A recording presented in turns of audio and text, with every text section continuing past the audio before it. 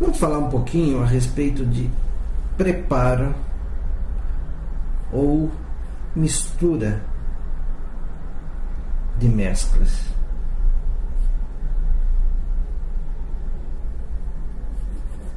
Essa é uma informação importante que eu percebo que muita gente tem dúvidas. Devo ter ou seguir informações a respeito de pH? Essa é uma questão. A outra: quanto tempo dura ou fica estável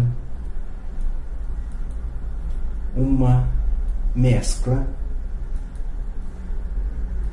após pronta? Duas perguntas bem importantes que a gente acaba recebendo com uma certa frequência. Primeiro, seguir sequência de pH ou não. A gente tem substâncias que são pH dependente, vamos dizer assim. pH dependente. O que significa isso? Que as substâncias, para serem misturadas, elas precisam seguir a ordem de pH, do pH mais baixo para o mais alto, do 1, 2, 3 e assim sucessivamente, que pode também chegar até 14, que vai do ácido ao básico. Então, quando vem no rótulo de uma ampola o valor de pH, esse é um grande indicativo que a substância é pH dependente. Então, obrigatoriamente, você precisa seguir a sequência de pH. Por exemplo, eu tenho uma substância de pH 2, outra de pH 7, outra de pH 3, outra de pH 5. Qual que é a sequência? 2, 3, 5, depois 7. Sempre na sequência do mais ácido, pH mais baixo, para o pH mais alto. Se você inverter essa sequência, provavelmente você vai perder estabilidade, formando uma coloração que não é a que é para ser esperada. Você pode formar precipitado ou turvação, que é sinal de uma alteração física. Essas são as substâncias pH dependentes. Agora, quando o laboratório não menciona o pH da substância na ampola, é porque ele está te dizendo o seguinte: olha, eu já estabilizei essa substância, e essas substâncias você pode misturar na sequência que você quiser.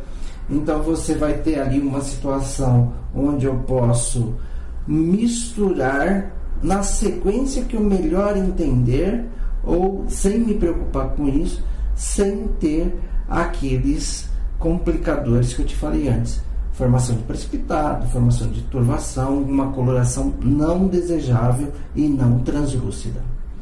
Ok, mas eu misturei e obtive um precipitado ou uma turvação. O que eu devo fazer? Descartar a mistura, tá? Alguma coisa houve de errado, nem sempre se sabe exatamente o que aconteceu, mas o indicativo físico-químico, às vezes físico, às vezes químico, se manifestou na forma desse tipo de alteração. Então você deve descartar a substância, não deve ser utilizada. Quando que isso acontece? Olha, por experiência prática, isso acontece muito quando você mistura desoxicolato com vitamina C e desoxicolato com oimbina, também forma esse precipitado. Uma outra informação importante é a seguinte: você não deve misturar substâncias de laboratórios diferentes, principalmente se um laboratório for pH dependente e o outro produzir substâncias que não são de pH dependente. Então, ficam aí essas duas dicas.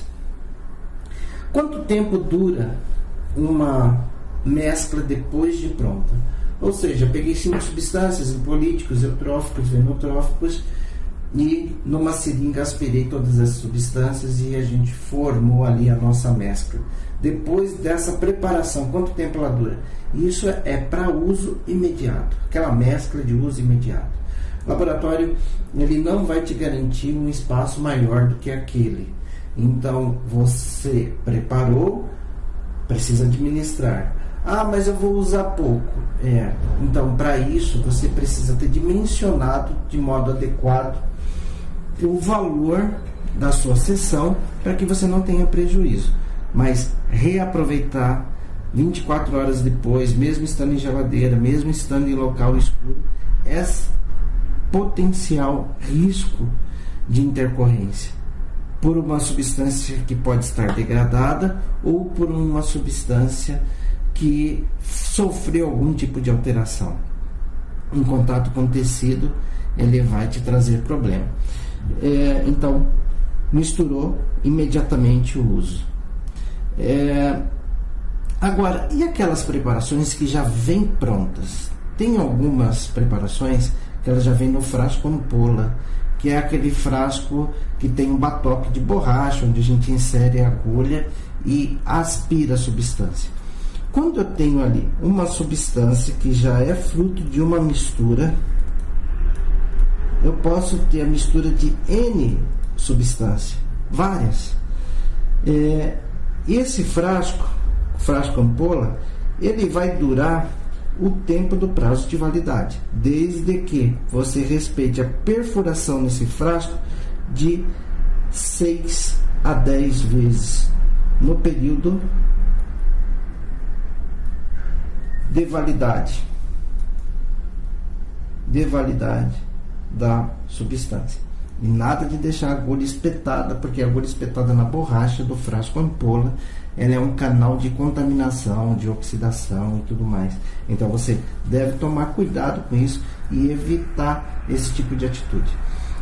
Se eu colocar alguma substância lá dentro, aí a gente já volta para aquela mistura inicial e a gente perde a estabilidade. Então o que eu te recomendo? Eu vou trabalhar com 2 substâncias que estão em frascos, ampolas. Como que eu devo proceder? Pega a quantidade de cada uma delas, mistura na seringa, aspira do frasco A, por exemplo, 1 ml, do frasco B, 2 ml, sem fazer com que um tenha contato com o outro, e de preferência com agulhas diferentes, para não ocorrer esse tipo de troca de substâncias que não é o adequado.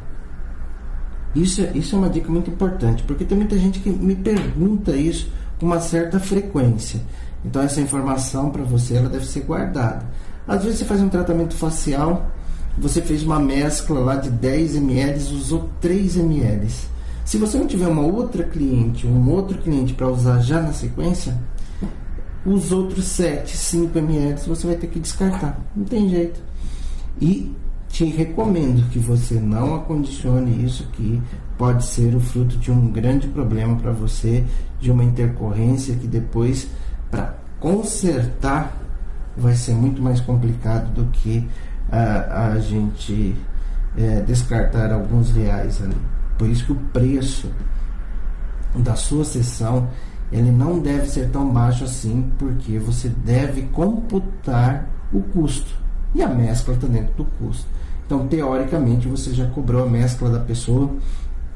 Se você usou 2 ou se você usou 10 ml, você cobrou pelos 10, que foi a sua mescla. Então, nada mais justo que na próxima sessão, com um novo cliente, você tem uma nova mescla, uma nova preparação que ofereça para ele a mesma condição de tratamento e segurança. Ficam aí essas dicas. Um grande abraço para vocês.